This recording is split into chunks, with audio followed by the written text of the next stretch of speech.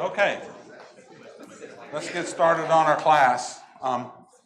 Before we get on to the class, I found out this afternoon I'm going to need a sub 2 weeks from tonight, October the 25th. So if you'd be interested in taking the class, I'll give you the outline. You can work on it and get it worked up, but I definitely will not be able to be here on the 25th. Other than that, should be good. Okay, tonight's topic is a life of cheerfulness. The definition of cheerfulness has changed over time. In the King James Version, you'll hear words like, they'll use cheer and things like that in a sense that we typically don't use it today. In this lesson, cheerfulness is a C-word version of the word rejoice. Okay, for review, commitment, a choice to do something in the future based on a pledge, agreement, or relationship. We're supposed to have this character trait within ourselves. Confidence is a belief that we can rely on someone or something. Again, we need to have confidence in the Word of God. We need to have confidence in God. We should have some confidence in our own abilities as well. Continuance or persistence is the ability to continue firmly in a course of action despite difficulty or opposition. No living thing survives without this characteristic. Animals, plants, humans, we all need to have a certain degree of this characteristic. We're just simply not going to survive. So it's a good trait for us to have as Christians. Contentment is the ability to be satisfied with what one already has or one's current condition. Sometimes one's current condition is a little bit less than satisfying, but we need to, as a general rule, find a way to be content where we're at a given period of time. We're going to have a little bit more to say about that idea a little bit later in this lesson. Character is the set of traits that make us distinctive. The working definition, we are who we are when no one else is around. So when people are around, do we behave one way, and then when they're not, we behave an entirely different way? If we do that, that's our character right there. The kind of character that we want to develop is godly character or a Christ-like character. We want to be in the Father's image, in Jesus' image with our character. Last week we looked at challenge. A challenge is something that tests one's abilities. There are challenges that we choose and challenges that choose us. You're probably familiar with both of them if you've been around for more than 4 years of living. We learn valuable lessons from the challenges we face, and these are lessons that we cannot learn any other way. Life's not always easy, and sometimes you have to work a little bit to overcome it, and in the process of doing that, you learn something valuable. At a minimum, it's probably don't ever do that again, but it might be a more educational experience than that. No one survives without persistence, and so this trait pairs nicely with a challenge. Why?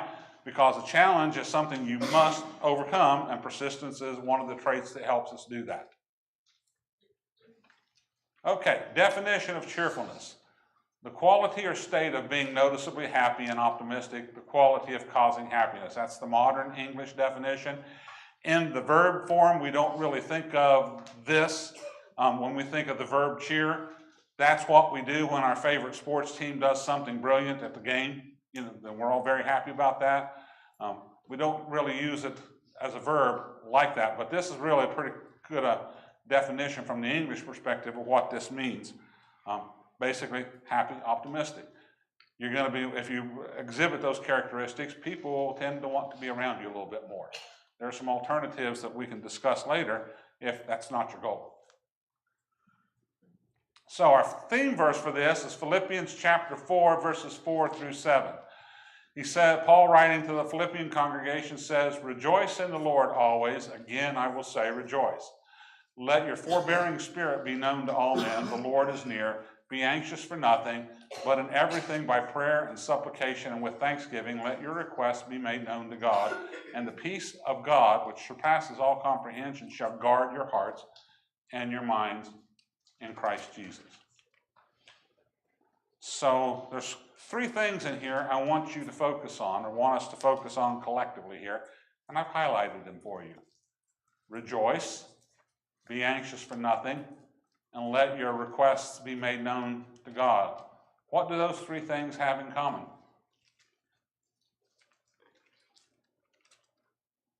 Cheerfulness. No. Who's supposed to do them? No, we are. We are. That's what they have in common. This is Paul writing to them and telling them, rejoice, be anxious for nothing, and let your requests be made known to God. Other words up in there that are helpful explaining it, but this is the, if you're looking for what should I take out of this verse, that's it right there. Rejoice, be anxious for nothing, and let your requests be made known to God.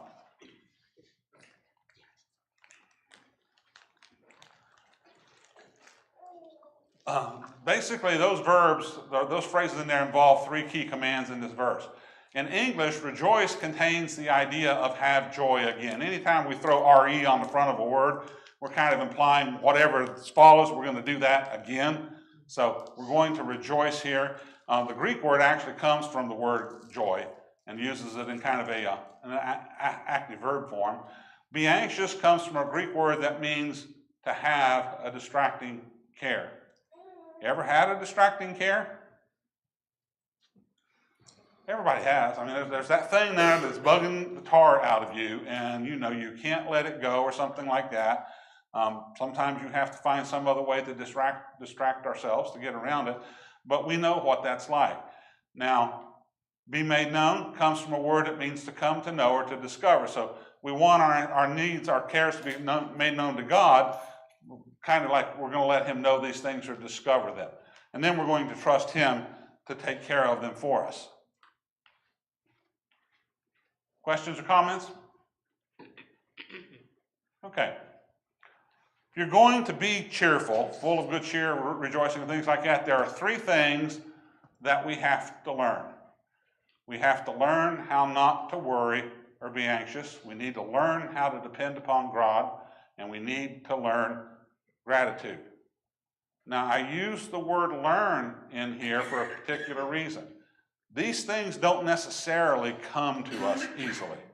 A lot of these things I have to work on, just to remind myself, no, this, I don't need to be worrying about this, or I need to depend upon God, or I might take a moment and be grateful for what I do have, even though today's circumstances might be a little bit trying.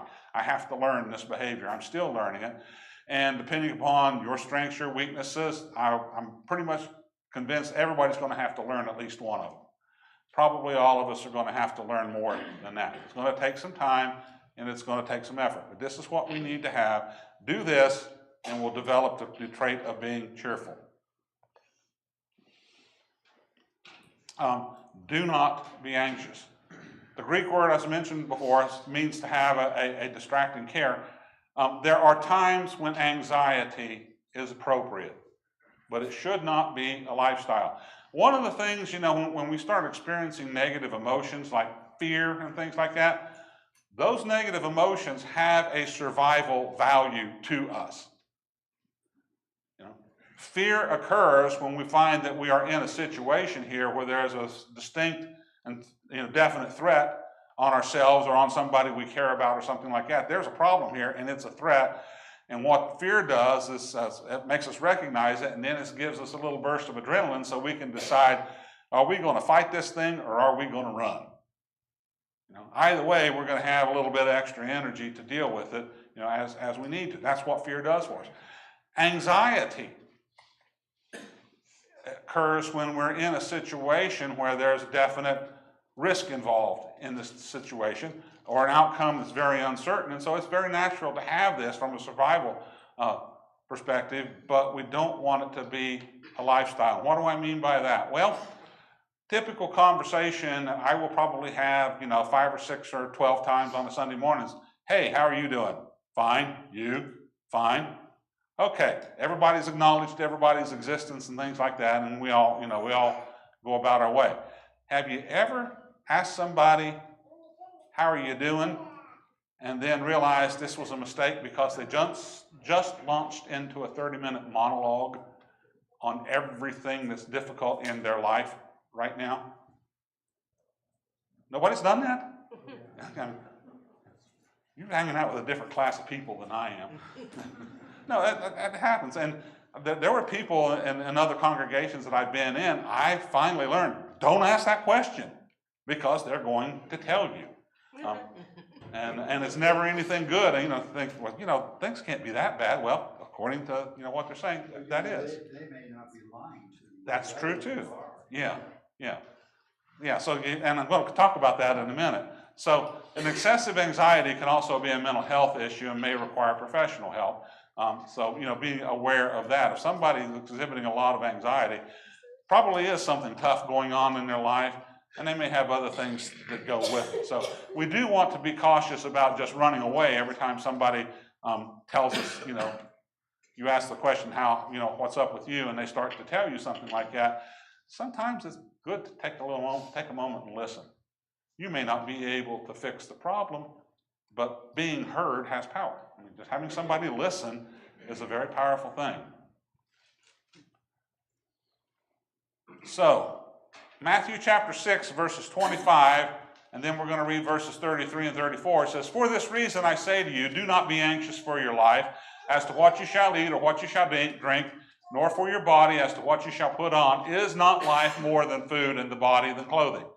Now, the 3 dots over there is a bit of commentary that I can summarize as this.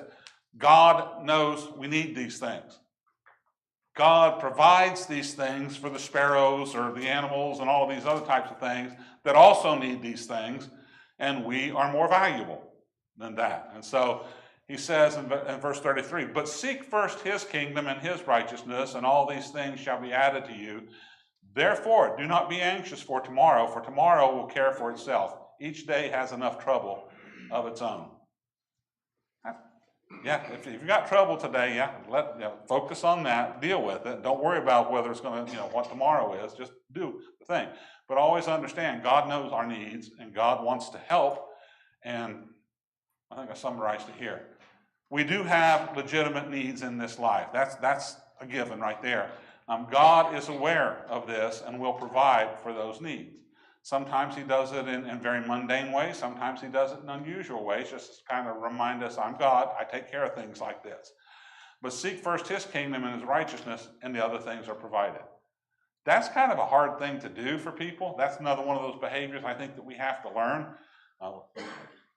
What's in this life and things like that, this is tangible. I know I need, my meals. I know I need clothing. I know I need a place to live and all of this kind of stuff like that. It's right here. I might be inclined to obsess about it, but God's going to provide what we need, not necessarily what we want, but what we need. Questions or comments?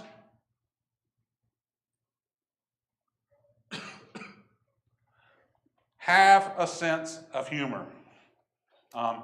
Proverbs 17:22, "A joyful heart is good medicine, but a broken spirit dries up the bones." Studies have shown that having a sense of humor or a positive outlook on life, being cheerful, has health benefits. Happy people live longer. So if you're very anxious about that, I've just given you something else to be anxious about. Am I killing myself with my behavior? Well, maybe we just change it, and then that'll solve the whole thing for you. But happy people live longer. A joyful heart makes a cheerful face, but when the heart is sad, the spirit is broken. The mind of the intelligent seeks folly, but the mouth of fools seeks knowledge, but the mouth of fools feeds on folly. All the days of the afflicted are bad, but a cheerful heart has a continual feast. A lot of the circumstance that we are in is governed by the outlook that we choose. So if you are determined that this particular situation or this particular place or this particular person is going to be a pain to deal with, what's going to happen? They're going to be a pain to deal with, aren't they? Whatever it is, it's going to be a pain to deal with.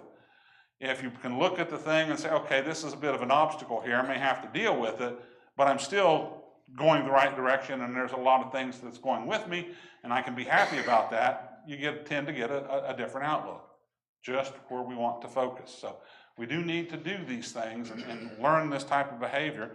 It's not always easy, but it's good for us to do that. Questions or comments? Depend upon God. Now we're getting down to matters of faith. Everybody trusts in someone or something. Everybody has faith in something. Sometimes it's faith in ourselves. Sometimes it's faith in something in our society. Sometimes it's faith in our military power or, our checking account or anything like that, but we have trust in someone or something. Now, trusting solely in temporal things comes with a risk. They have a limited ability to be dependable. So, I like the house that I live in. Suits my purposes, good home for raising our children and things like that. It's probably going to outlive me, but someday somebody's going to come along and tear that thing down because it will be so deteriorated or decrepit, it's just not worth fixing. It's better to just knock it down and start over. Everybody's house is in that condition. Social institutions that we might rely on. Well, it turns out sometimes that the people who run those social institutions do not have our best interests in heart. Can't rely on it because of that. That new car that you just drove off the parking lot there, that you lost 20% of the value as soon as the rear wheels got out on the road. Some point, it's headed to the junkyard. It's going to rust, it's going to fall apart. Everything temporal has that problem. And so if you trust in it, you have to know what the limits of the trust are that you can have on it. The car's going to last maybe 10 years, maybe 15 if you take really good care of it, and it's a good car, maybe, but it's not forever. God is not limited in his ability. And he deals with the eternal things on a regular basis. And so that is something that we need to learn to trust in. Again, it might be a little bit hard because we're dealing with the seen, the temporal, versus the unseen. But that's kind of a major point in Hebrews chapter 11. If you go back and read the beginning of the chapter there, faith is the hope of things unseen. Some things that we're not seeing, but that's what we're going to trust in, is what the Hebrew writer is telling us. So, questions or comments? You guys asleep? Dependent upon God. Philippians 4, verse 6, we read this earlier, but now he says, be anxious for nothing, but in everything by prayer and supplication with thanksgiving, let your requests be made known to God. Right in the middle of that passage. And the two things that he tells us to do, be anxious, make your requests known to God. Two of our things that we want to work on are right there in that verse. In 1 Peter 5, 6, and 7, humble yourselves therefore under the mighty hand of God, that he may exalt you at the proper time, casting all your anxiety upon him because he cares for you. Now notice Peter doesn't say, what is wrong with you, you bunch of whiners? Why are you feeling this way? You really should be ashamed of yourself. No, he says, you got anxiety, this is what you do with it. Why? Because God cares about you and God has the resources to deal with it. You and I may not, but God has the resources to deal with it. We will get an outcome from God. It might not be the one that we want, but it will be the one that we need. So we need to do that there. Cast our anxiety upon him. Okay, learn gratitude. Gratitude is the quality of being thankful, readiness to show appreciation for, and to return kindness. You want to make a point with somebody you don't know very well, tell them thank you when they do something nice for you.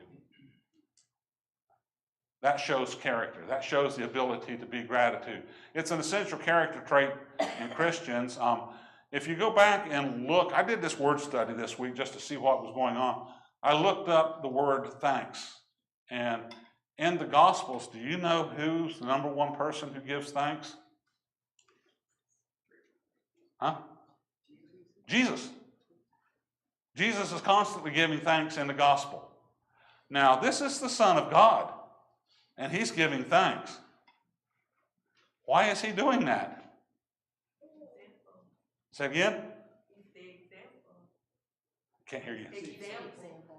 Well, that's right. That's an example right there. But he's thankful for what God is doing for him. He's relying on this relationship to give him the strength to do what he needs to do while he's on the earth. So he prays to God, and he's constantly giving thanks to him.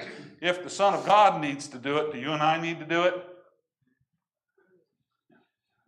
Most parents teach their young children to say please and thank you at an early age. Please is an act of courtesy. Thank you is for gratitude. We have lots of grandchildren. They come over and spend the nights with us and things, and so one of the things that we insist that they do is ask for anything you want, say please.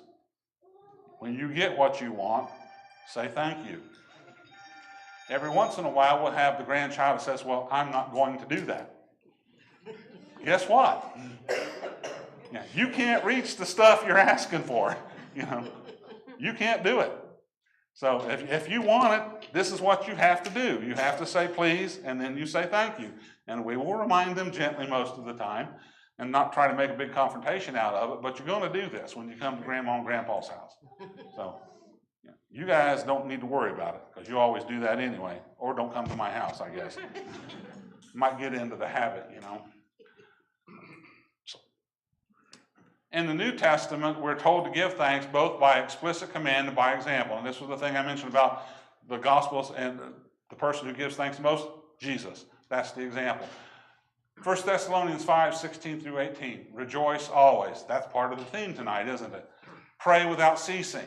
In everything, give thanks, for this is God's will for you in Christ Jesus. So the three key phrases there, if I was going to highlight it, rejoice, pray, give thanks. Those are the things that we're supposed to take out of it. So that's why this is important for us. There are also serious consequences for not giving thanks. At Grandma and Grandpa's house, you might not get a cookie. You might not get the cup of water that you're asking for, or some other things that you might want to do. You might not get those things because you don't say please and you don't say thank you. Romans chapter 1 and verse 21, Paul writes, for even though they knew God, they did not honor him as God or give thanks, but they became futile in their speculations, and their foolish heart was darkened.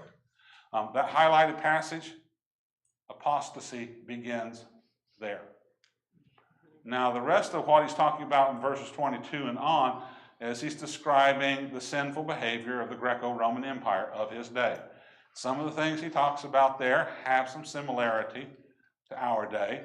They're a little bit different, or a lot bit different from some of the Canaanite sins and things that we would read about in the Old Testament, but they all begin there. Where we wind up at as a society when we do not honor God or give thanks can vary a lot. But I can guarantee you this, it's not going to be good. But this is where it starts. So you have a self-preservation, and a sense of self-preservation, give thanks, learn gratitude. Questions or comments? Okay. The challenge of cheerfulness. Being cheerful 100% of the time is impossible. Can't do it. Because the circumstances at some point are going to force you to have to deal with something that you don't really want to have to deal with right now. That's just life. In Ecclesiastes chapter 3 and verse 1, we read, to everything there is a season, a time for every purpose under heaven. I don't know if many of you know this, but the Byrds back in the 1960s made the song, Turn, Turn, Turn, that sang this particular thing. Those of us who are children of the 60s are familiar with it. A lot of other things too. But if you look at Ecclesiastes chapter 3, verse 2 through 8, there's a whole list of things, a time to be born, a time to die, a time for this, a time for that, things like that. And there are a lot of things on that list that are unpleasant, things that you and I probably would like to not have to go through if we had a choice in it, but we don't. There are times to feel fear, pain, sorrow, to mourn, to be concerned, and even to be angry, although not as often. We shouldn't be angry as often as we really want to. But there are times for these sorts of things, because a lot of these have survival things, and even though we feel these emotions, we don't want to dwell, abide, or live in them. So, and here's the take that I came away with on this, studying this week, is everybody has a place where we live. It's a house, it's an apartment, you either own it, you own the bank, or you're renting it. It's possible that you might be squatting on a piece of property and you really shouldn't do that, but you have a place where you live. Your stuff is there. When you go home, this is where you go, and you spend your time there, and that is where you dwell. Now, even though you dwell in this place, sometimes you have to leave it, don't you? Got to go to work. Got to go to the grocery store. Going to church. Going to pick up kids at school, to drop kids off, or got chores, errands, doctor visits. We leave our dwelling place very often, but we always come back to it. And so cheerfulness is the place we want to dwell. Are you going to leave it once in a while? Absolutely. Can't help it. It's going to happen because you're a human being and we live in this life, and this goes with the territory. We are going to leave it once in a while, but this is where we want to live. So if we look at Philippians chapter 4, verses 8 and 9, which is the two verses after our theme verse here, it says, finally, brethren, whatever is true, whatever is honorable, whatever is right, whatever is pure, whatever is lovely, whatever is of good repute, if there is any excellence, and if anything worthy of praise, let your mind dwell on these things. This is home. This is home for your mind here. These things you have learned and received and heard and seen in me, practice these things. Get to you in just a second. And the God of peace shall be with you. Okay, Pam? Okay, I think we have to be careful, though, when we're having the mournful times and this, that we don't use those as an excuse not to be the kind of person we should be. Yeah, we should still exhibit our character. Right. It's just in that moment and in that place, we're not in the happy place. Right. Yeah, which is an overused term that only shows up on TV. I've never heard anybody talk about it that way. Gary? I don't know, I'll say recently in my life, I've started thinking of it as every single person on the planet is the star of their own movie. And you get obsessed with your role, what you do, how you live. And I guess the difference between Christians and the way we affect it is we have to keep thinking that God's the director of it, not me. And you can't be obsessed with me being the lead person in the role, because everybody's got stuff going on. And it's just a little perspective thing that I've tried to change. It changed my way of thinking and the way that I approach other people. Yeah. And it makes sense for us to feel like the star of our own life, Absolutely. because we're in this thing 24/7. Yep. I see everything I see. I know everything I know, the good and the bad and all of those other types of things. And it makes sense of that. But like you said, who's the director? Yeah. Who's the one calling the shots here? Ricky? I was thinking about Psalms 30, verse 5. It says, weeping may tarry for a night, but joy comes in the morning. Read that again. I didn't hear all of it. Verse 5 of Psalms 30 says, weeping may tarry for the night, but joy comes in the morning. Okay. So you're in this place now where the weeping is, and legitimate. It's not even a question of whether it's legitimate or not. It is, assume it's legitimate, but there comes a time when it gets better. Yeah. When we get back into the place that we want to dwell. That's a good verse. Anything else? Any other questions or comments? Did you mention, if you did, I apologize, Romans 12:12? The transformation. It says be joyful in hope, patient in affliction, and faithful in prayer. I think that's the sentiment, right? Yeah, I did look at it in my study, but I edited it out because I knew that if I took everything that I was studying, we weren't going to get done tonight. So, it's a good scripture. and I wanted to go home alive. So, all right. Anything else?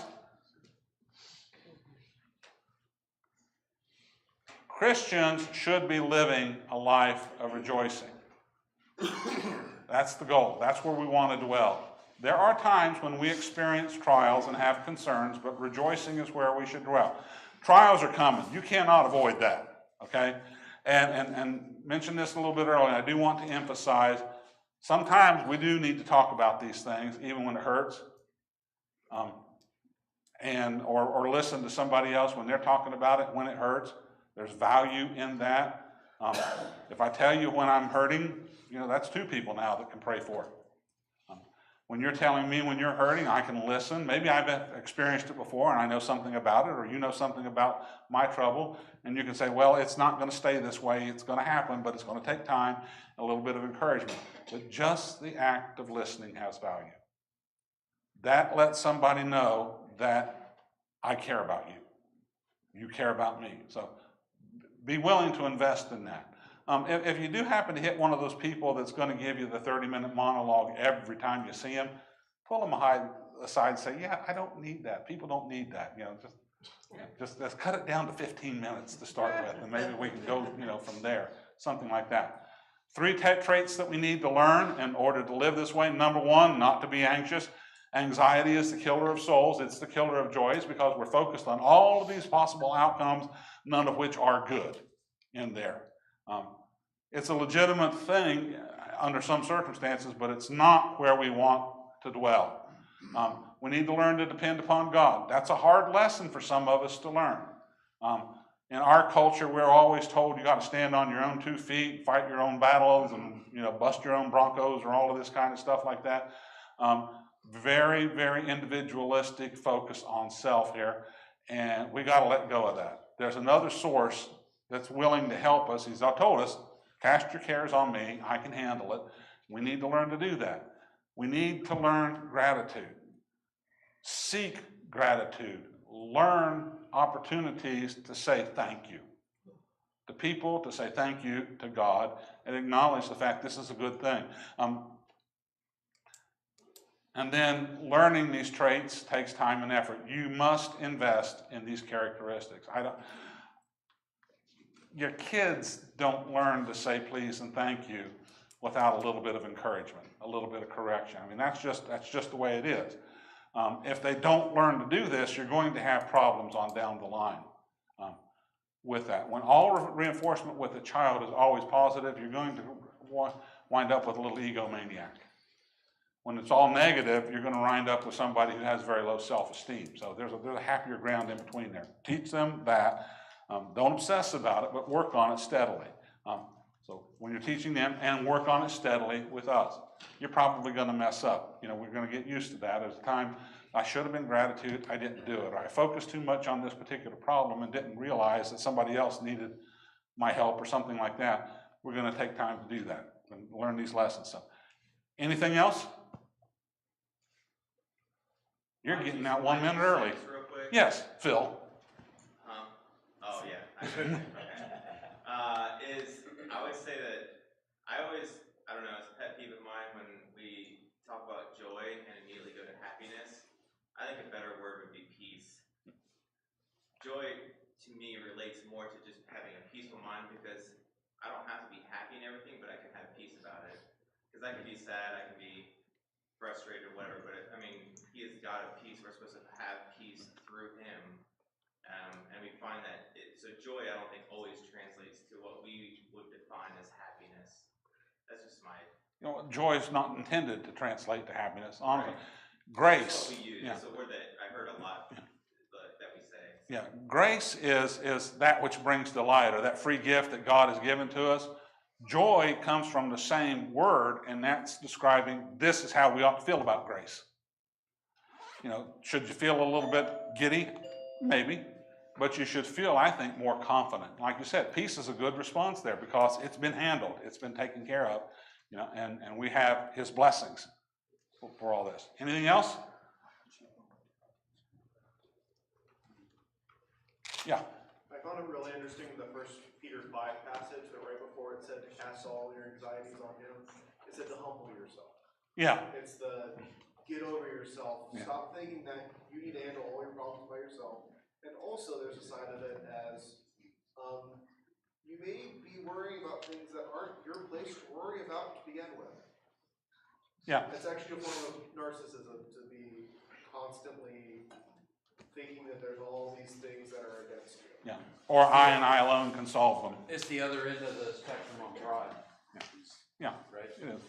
Okay, well, you almost got out a minute early, so thank you for your attention and comments, and we'll see you next week.